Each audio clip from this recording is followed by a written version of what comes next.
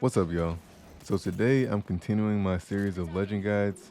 For those new here, instead of basic guides just explaining character abilities, these guides consist of the thought processes and tips I found to be most effective while on my way to and past 1,000 kills.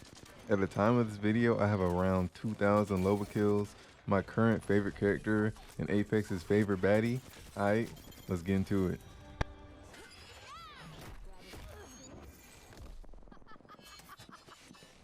Double cheeked up on a Thursday afternoon, hella ass, the sun is still out, my nigga.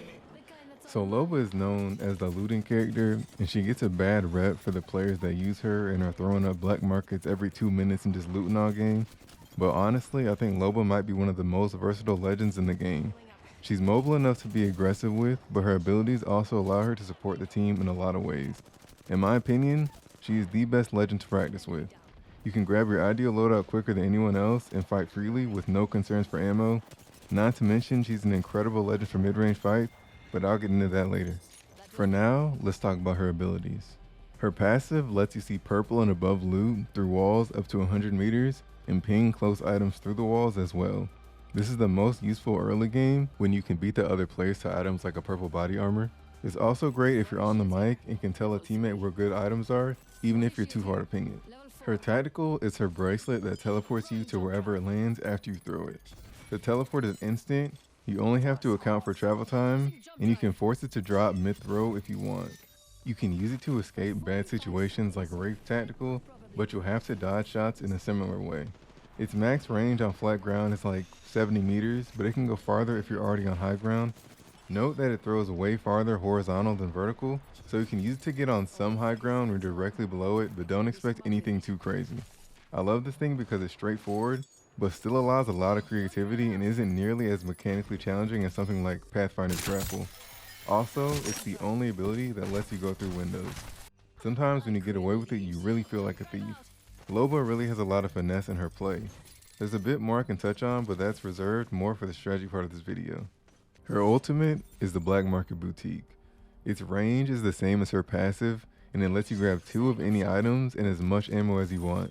If you're near a loot vault, it also allows you to steal 1 item from there, but if you're gonna do that, remember to let your teammates grab their items first. It will be immediately destroyed after you use it to steal, and it does a little bit of damage to you. You can collapse it when you're done or shoot it to destroy it. It's pretty straightforward, but using this thing will spoil you because you'll forget what being low on ammo is like. You can also use it for cover and more importantly blocking doors.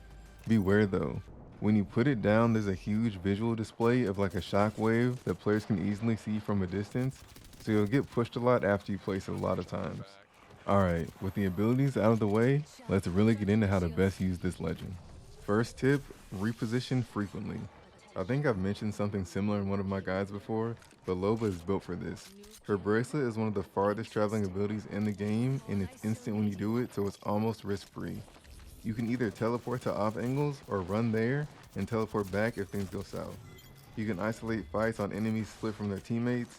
You can move from building to building with ease. Like I said earlier, there's a lot of creativity to be used with the bracelet, and creating unique angles is a huge factor. Next tip, dominate the mid-range. Loba is mobile and has a good enough hitbox to push and be aggressive, but she really dominates in the mid-range.